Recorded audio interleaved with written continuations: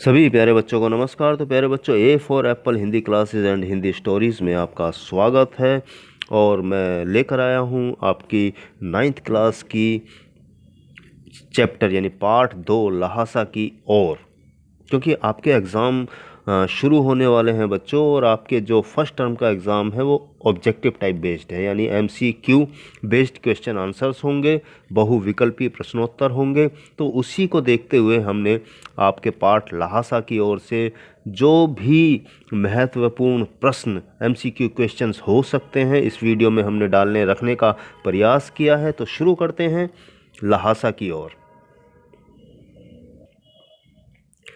पहला प्रश्न है कि लेखक कहाँ जाते हुए रास्ता भटक गया था। तो 4 ऑप्शन है: लंकोर, नेपाल, भारत, श्रीलंका। तो इसका सही विकल्प है लंकोर। दूसरा है सुमति कौन था? लेखक का मित्र, एक पुरोहित, एक भिक्षु, या सभी कथन सही हैं? तो ये सभी कथन सही हैं, क्योंकि वो लेखक का मित्र भी था, एक पुरोहित भी था और एक भिक्षु भी था। प्रश्न 3 है प्यारे बच्चों आपका कि राहुल सांकृत्यायन जी की मृत्यु कब हुई, यानी इस पाठ के लेखक जिन्होंने ये पाठ यात्रा वृत्तांत लिखा है। तो 1953, 1963, 1923, 1983। तो सही विकल्प हमारा है 1963 में उनकी मृत्यु हुई। प्रश्न 4 है कि राहुल सांकृत्यायन जी ने कौन सा धर्म अपनाया। 4 विकल्प आपके हैं: हिंदू, पारसी, बौद्ध और जैन। तो सही विकल्प हमारा है तीसरा, बौद्ध धर्म उन्होंने अपनाया। प्रश्न 5 है प्यारे बच्चों हमारा कि लेखक के साथ दूसरा व्यक्ति का नाम क्या था। जो लेखक के साथ चल रहा था उसका नाम क्या था? 4 ऑप्शन हैं, 4 विकल्प हैं: बौद्ध, सुमित, सुमति, मित्र। तो जो सही नाम है वो है सुमति। ये गलती से यहाँ स्पेलिंग मिस्टेक हो गई, तो इसका सही विकल्प तीसरा है सुमति। प्रश्न 6 है कि लेखक गलत रास्ते पर कितने मील चला गया था। 4 ऑप्शन: 1 मील, 2 मील, 3 मील, 7 मील। तो सही इसका विकल्प 1 है, 1 मील से ज़्यादा। प्रश्न 7 आपका है प्यारे बच्चों, थुक्पा क्या है। 4 ऑप्शन विकल्प हैं: एक स्थान, एक वस्त्र, एक जानवर का नाम, या एक खाद्य पदार्थ। तो थुक्पा एक खाने की चीज़ होती है, यानी एक खाद्य पदार्थ है। तो इसका विकल्प है 4, एक खाद्य पदार्थ। सामान ढोने वाले को क्या कहते हैं? भरिया, भरिया, भिरिया या भीरिया। तो सही विकल्प है भरिया। प्रश्न 9 है प्यारे बच्चों कि रास्ते पर जगह जगह किस देश के फौज की चौकी और किलों की घेराबंदी थी। नेपाल, भूटान, चीन, या किसी की भी नहीं, क्योंकि चीन का जिक्र इस पाठ में किया गया है। जगह जगह चीन की चौकियां थी। तो सही विकल्प हमारा 3 है, चीन। प्रश्न 10 है कि वह रास्ता प्रमुख रूप से किन के प्रयोग में आता था। आम लोगों के, व्यापारियों के, किसी के भी नहीं, सैनिकों और व्यापारियों के। तो सही विकल्प इसका 4 है, क्योंकि वो रास्ता आम लोगों के लिए नहीं था, सैनिकों और व्यापारियों के लिए था। तो इसका विकल्प 4 है सही। प्रश्न 11 हमारा है प्यारे बच्चों कि लहासा की ओर नामक पाठ के लेखक का नाम। मोहन सांकृत्यायन, राहुल सांकृत्यायन, प्रेमचंद, रविदास। अब क्योंकि ये पाठ एक यात्रा वृत्तांत है और इसके लेखक का नाम है राहुल सांकृत्यायन, तो सही विकल्प हमारा 2 है। इस पाठ में कहाँ की यात्रा का वर्णन किया गया है? और विकल्प हैं: नेपाल, तिब्बत, चीन, भूटान। तो क्योंकि उसने तिब्बत की यात्रा की राहुल सांकृत्यायन, इस लेखक पाठ के लेखक ने, तो सही विकल्प हमारा 2 है, तिब्बत। प्रश्न 13 है प्यारे बच्चों, उस समय किसी भी भारतीय को कहाँ जाने की मनाही थी। तिब्बत, चीन, नेपाल, श्रीलंका। तो सही विकल्प है तिब्बत। उस समय थोड़े नियम कठिन थे, तो इसलिए भारतीय को जाने की मनाही थी तिब्बत में। प्रश्न 14 है, वहाँ मौजूद एक व्यक्ति ने लेखक और उनके मित्र से कितनी पर्चियों की मांग की। 1, 2, 3, 4। तो सही विकल्प हमारा 2 है, यानी 2 पर्चियों की मांग की। प्रश्न 15 है कि तिब्बत की ऊंचाई कितनी है।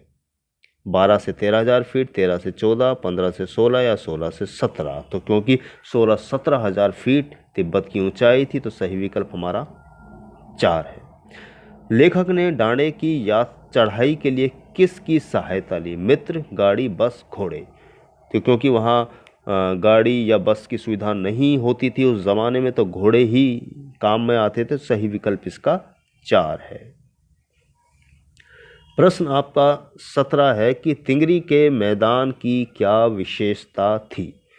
4 विकल्प हैं। यह बिल्कुल समतल था, वहाँ की मिट्टी बहुत उपजाऊ थी, वह पहाड़ों से घिरा एक टापू था, इनमें से कोई नहीं। तो सही विकल्प जो तिंगरी का मैदान था वो पहाड़ों से घिरा एक टापू था और पहाड़ों के बीच में वो मैदान था, इसलिए इसका सही विकल्प 3 है, वह पहाड़ों से घिरा एक टापू था। प्रश्न 18 है कि तिंगरी से लेखक ने अपनी यात्रा की शुरुआत कब की। सुबह, शाम, दोपहर, रात। तो उसने लेखक यानी राहुल सांकृत्यायन ने तिंगरी से अपनी यात्रा की शुरुआत दोपहर में की, इसका सही विकल्प 3 है।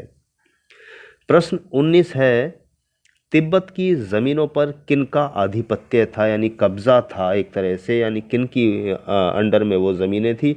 तो मजदूरों का, सरकार का, लुटेरों का या जागीरदारों का, क्योंकि उस समय पे जागीरदार हुआ करते थे, तो इसीलिए ज़मीनों पर तिब्बत की जागीरदारों का कब्जा था। सही विकल्प 4।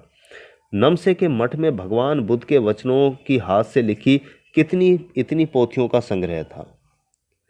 100, 200, 201, 103। तो सही विकल्प इसका 103 पोथियां वहां पर थी।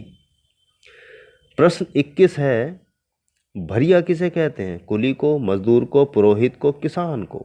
तो सही विकल्प इसका कुली है। भरिया यानी सामान को उठाने वाले को कुली कहते हैं। 22वां है निर्जन शब्द में उपसर्ग बताइए। सही विकल्प आपके हैं 4, मतलब 4 विकल्प दिए गए हैं, नी, नीर, निह, निस। तो सही विकल्प इसका है निह। प्रश्न 23 है प्यारे बच्चों कि तिब्बत की महिलाएं किस बर्तन में चाय देती थी।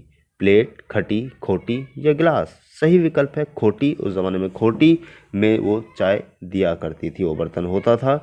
प्रश्न 24 है यह लेखक की कौन सी यात्रा थी। पहली, 5वीं, दूसरी, यह यात्रा नहीं थी। तो सही विकल्प है लेखक की तिब्बत की ओर यह पहली यात्रा थी। प्रश्न 25 है प्यारे बच्चों कि तिब्बत में भिक्षु को क्या कहते हैं। सैनिक, भिखारी, नमसे, सन्यासी।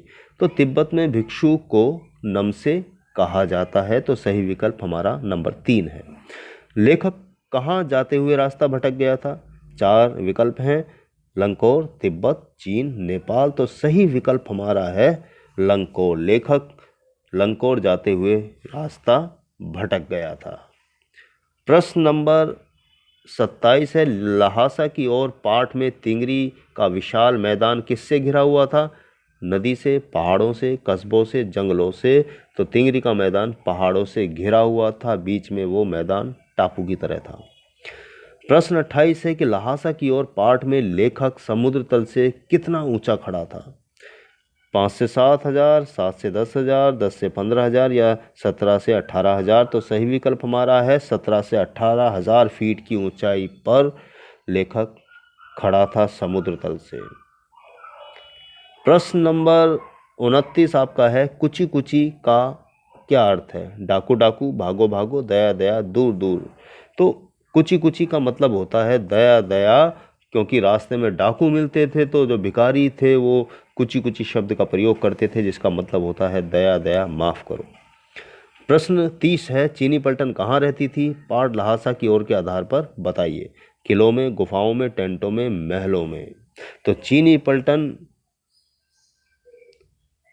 किलों में रहती थी, ये गलती से हो गया है, तो सही विकल्प इसका 1 है।